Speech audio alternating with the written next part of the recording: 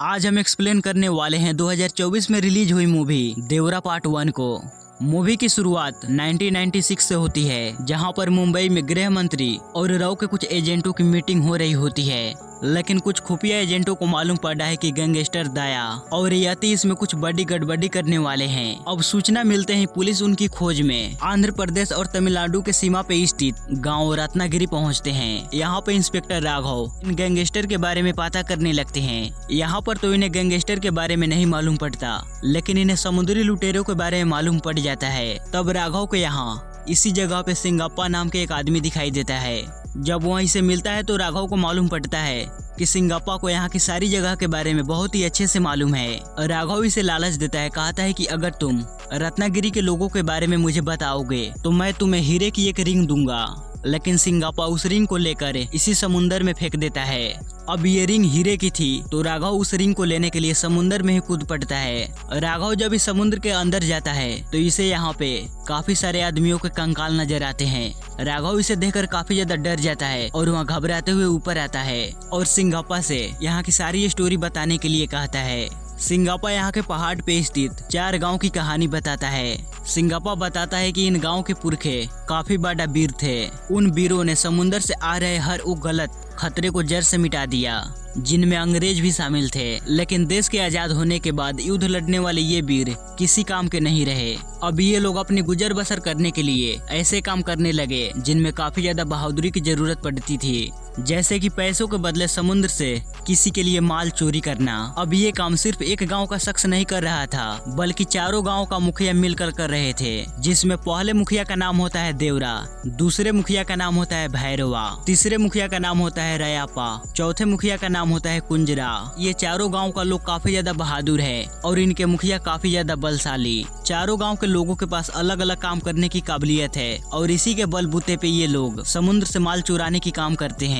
इन्हें coast guard वाले रोकने के लिए भी आते हैं, लेकिन कभी भी ऐसा नहीं हुआ कि कोस्ट गार्ड वालों की नजर इनके ऊपर पड़े। ये लोग बड़े ही सफाई से समुद्र का माल चुराते हैं। इसके बाद हम लोग को मालूम पड़ता है कि ये 4 गांव के मुखिया मुर्गा के लिए काम करते हैं। दरअसल मुर्गा का बहुत सारा इलीगल माल विदेश से आता है। अब इस काम के बदले मुर्गा इनको बहुत सारा पैसा देता है।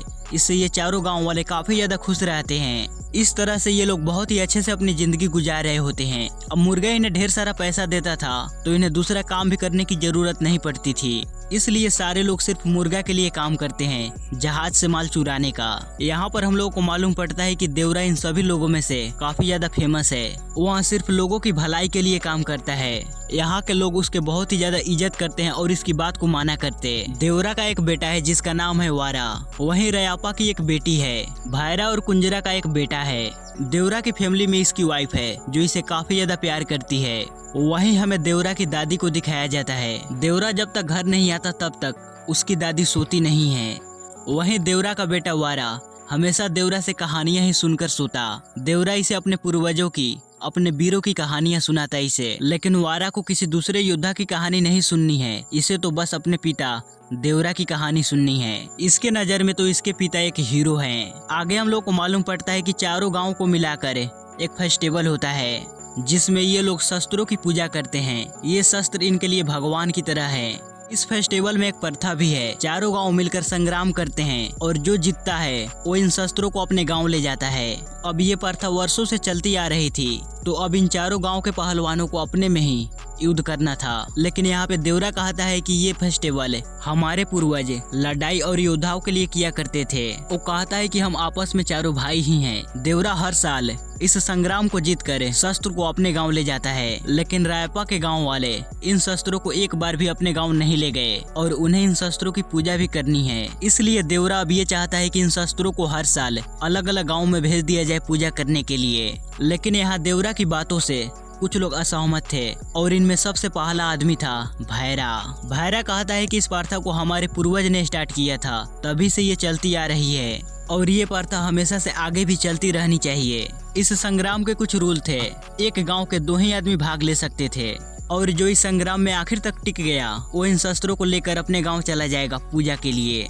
अब यहाँ पे सभी के संग्राम होने के बाद लास्ट में देवरा और भैरा बचते हैं। दोनों के बीच यहाँ पे काफी तगड़ी फाइट होती है। दोनों एक दूसरे पे भारी थे, लेकिन आखिर में देवरा इस लड़ाई को जीत जाता है और वो इन शस्त्रों को रयापा के गांव भेज देता है ताकि उन्हें भी इन शस्त्रों की पूजा करने का मौका मिले। इस तरह से देवरा सभी के भलाई के लिए ही सोचता था। वो सिर्फ अपने गांव के बारे में नहीं बल्कि वो चारों गांव के बारे में सोचता था।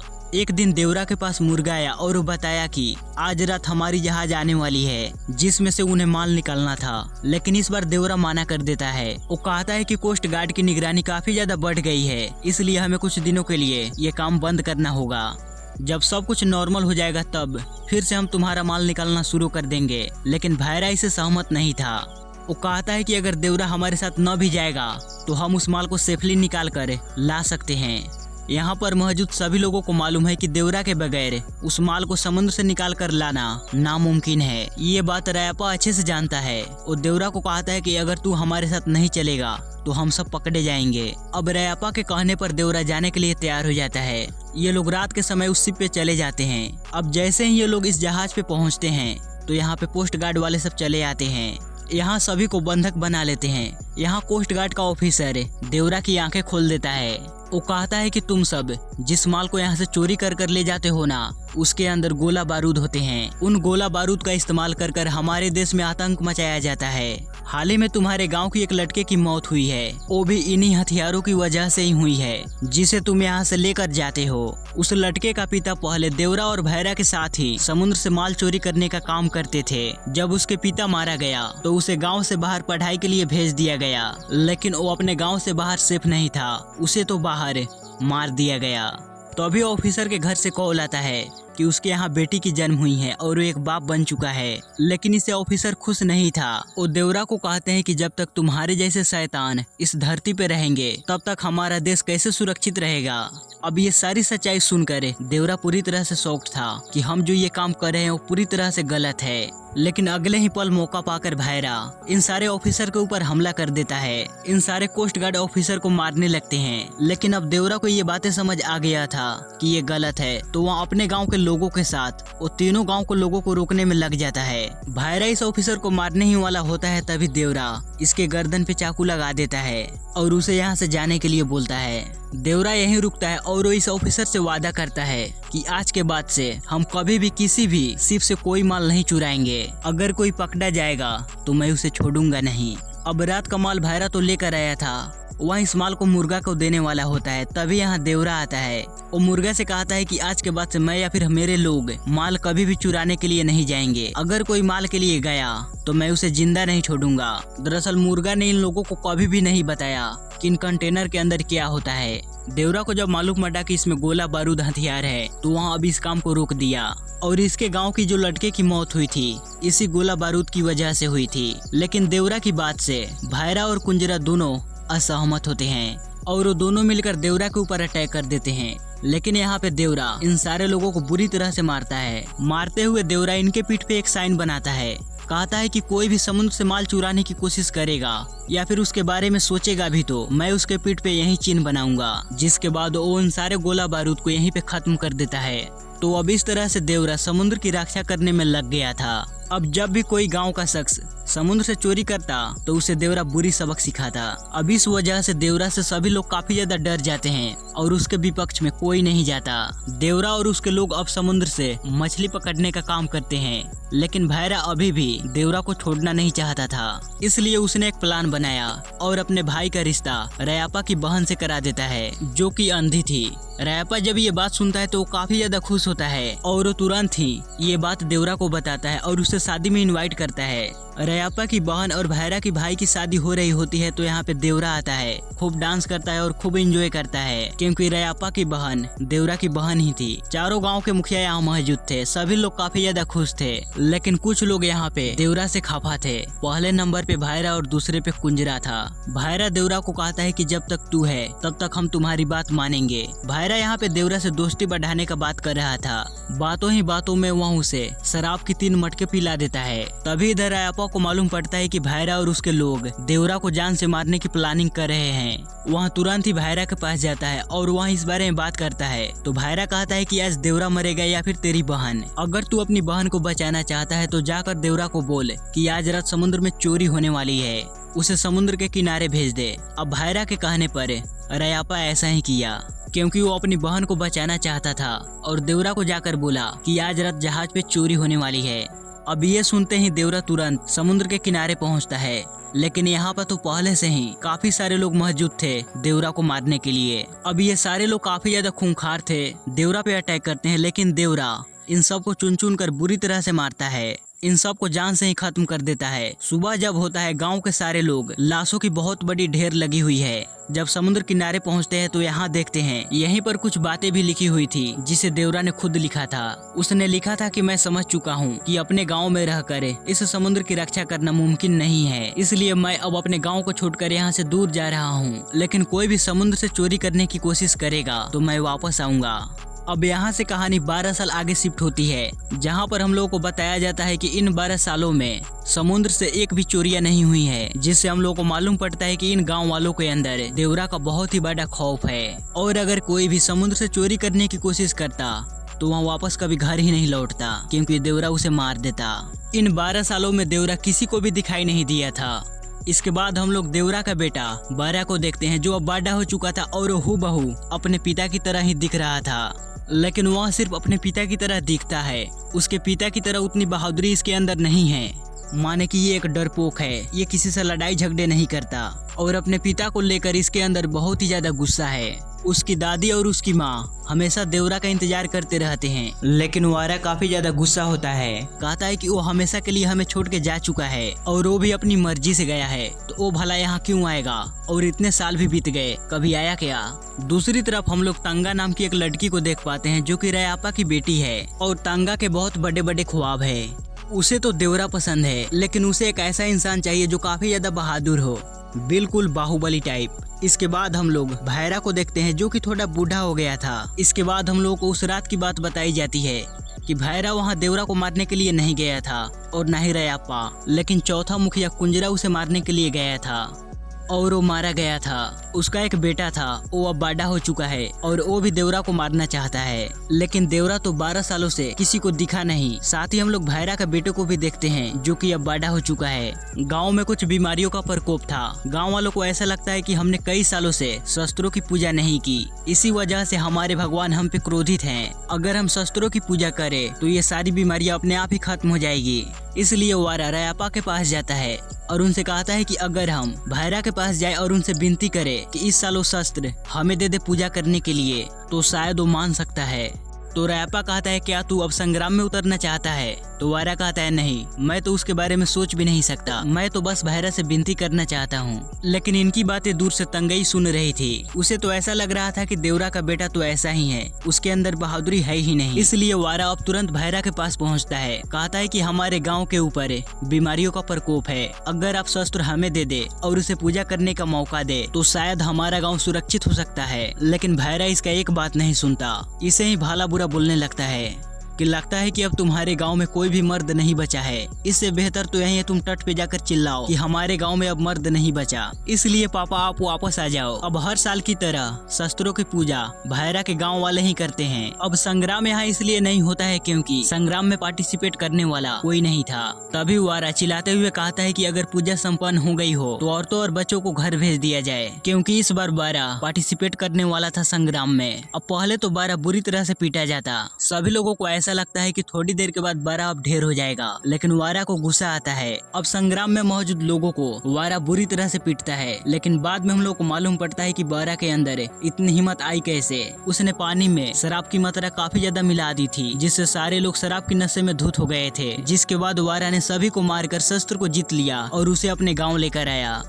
अगले दिन ये बातें सभी को मालूम पड़ जाती है। भैरा रयापा से कहता है कि वारा ने गलत किया है, हम लोग उसे जान से मार देंगे। रयापा कहता है कि तुमने कल सिर्फ संग्राम देखा, लेकिन मैंने उसकी आंखों में उसके पिता देवरा को देखा। कल रात ये लोग नशे में होते तो अब तक ये लोग सही सलामत होते, लेकिन इन्हें तो गहरी मार पड़ी है, उठ भी नहीं पा रहे हैं। देवरा काफी है, वारा को देवरा मत बनाओ। तो भैरा यहाँ पे रयापा की बात मान लेता है। भैरा अपने मकसद में जुट जाता है। वो अपने लड़कों को काफी ताकतवर बना रहा था। पानी के अंदर उसके लड़के 9 मिनट तक सांस रोक सकते थे, इसलिए वो अगले दिन मुर्गा को अपने पास बुलाता है। वो कहता है कि अगले रात हम लोग माल की चोरी करेंगे, लेकिन मुर्गा कहता है कि हम कोई रिस्क नहीं ले सकते, जब तक देवरा की लाश नहीं मिल जाती तब तक तुम चोरी नहीं करोगे। आगे हम लोग देखते हैं कि देवरा की दादी की तबीयत काफी ज्यादा बिगड़ गई है। क्योंकि उन्होंने काफी सारे लोगों को मुंह से सुना कि देवरा अब मारा जा चुका है। उनकी तबीयत तो अब ठीक हो नहीं रही थी, उनका तो बस एक ही इलाज था, किसी भी तरह कर देवरा उनके सामने चला आए। ये बातें भायरा को भी बहुत ही अच्छे से मालूम पड़ चुकी थी, इसलिए वहाँ दादी के घर के बाहर ही पहरा देने लगता है। लेकिन एक दिन देवरा अपनी दादी से मिलने के लिए चला आता है। दादी देवरा को देखती है और वो बिल्कुल से ठीक हो जाती है, जिसके बाद अब भायरा और उसके लोग देवरा का पीछा करने लगते हैं। लेकिन देवरा यहाँ से भाग निकलता है। लेकिन अब भायरा यहाँ पे एक बात समझता है कि अब देवरा पहले की तरह ताकतवर और पावरफुल नहीं रहा। अगर वो पहले की तरह होता तो यहाँ से भागता नहीं, वो हमारे साथ फाइट करता। शायद वो अब बूढ़ा हो चुका है। यही बात वो अब मुर्गा को समझाता है। तो मुर्गा कहता है कि अगले शनिवार को मेरा माल आ रहा है, तुम लोगों से चुराओगे।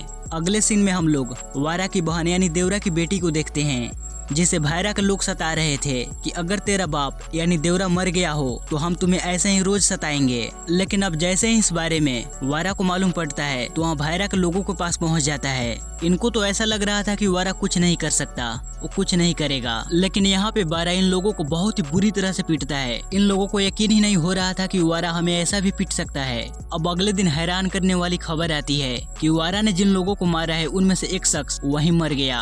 अब जो शख्स मारा वो तो भायरा का आदमी था। तो वारा डरते हुए भायरा के पास जाता है। वारा को ऐसा लग रहा था कि भायरा मुझे जान से ही मार देगा। वारा भायरा को कहता है कि मैं कल रात कुछ ज्यादा ही पी लिया था, इसलिए आपके लोगों को मारा। शायद वो गलती से मेरे हाथों मारा गया होगा। वो तो सब लोग भाई की तरह हैं और हम सब लोग एक ही हैं। अब ये बात सुनकर भायरा कहता है कि अगर हम सब एक हैं तो कल रात हम समुद्र में चोरी करने के लिए जा रहे हैं, जहाँ पर तू भी अब हमारे साथ ही आएगा। यहाँ वारा को हाँ बोलना ही पड़ता है। आगे हम लोग को मालूम पड़ता है कि उस रात उस आदमी को वारा ने नहीं भायरा ने खुद ही मारा। इधर हम लोग देखते हैं कि ये लोग चोरी करने के लिए शिप पे पहुंच चुके हैं। इनके साथ वारा भी था। वारा यहाँ पे काफी ज्यादा डरा हुआ है, क्योंकि सभी को मालूम है कि देवरा किसी भी वक्त यहाँ आता ही होगा। सभी लोग चोरी करने के लिए शिप पे पहुँच जाते हैं और कोस्ट गार्ड की नजरों से चोरी भी कर लेते हैं। दूसरी तरफ वारा की माँ दौड़ते हुए सिंगापा के पास आती है। उसे बताती है कि वारा चोरी करने के लिए समुद्र में गया है, जहाँ पर देवरा उसे मार देगा। लेकिन यहाँ पे सिंगापा एक रहस्य बताता है। वो बताता है कि इन 12 सालों में तुम जिसे देवरा समझ रही हो वो वारा है। देवरा तो आज से 12 साल पहले ही मारा जा चुका है। वारा ने एक मनगढ़ंत कहानी बनाई ताकि कोई भी उसके खौफ को भूल ना पाए और समुद्र में जाने की गलती ना करे। और उसकी मनगढ़ंत कहानी कामयाब रही। सभी लोग समुद्र में जाने से डरते हैं, क्योंकि देवरा का डर सभी के दिलों में राज करता है। तो तुम्हें वारा के लिए नहीं डरना चाहिए। तुम्हें तो उन लोगों की चिंता करनी चाहिए जो वारा के साथ गया है। हम लोग को यहाँ पे सच्चाई अब मालूम पड़ चुकी है कि 12 साल पहले ही देवरा मारा जा चुका है। इधर जब लुटेरे समुद्र से माल लेकर आ रहे थे तभी इन्हें एक शार्क दिखाई देता है। लेकिन अगले ही पल वारा इन सभी को समुद्र के नीचे ले जाता है और इन्हें बुरी तरह से मारता है। जिस तरह से देवरा पीठ पे साइन बनाता था उसी तरह से वारा साइन बनाकर इन्हें मार रहा था। अब यहाँ सभी को मारकर वारा लाश भरी जहाज को समुद्र से बाहर लाता है। अब इन सभी लाशों को लेकर जब वारा आता है तो यहाँ हम लोग को मालूम पड़ता है कि सिंगापा को ये सब पहले से ही मालूम था। वारा अपनी पीठ पे वही निशान बनाता है जो निशान उसके पिता समुद्र में जाने वाले के ऊपर बनाते हैं,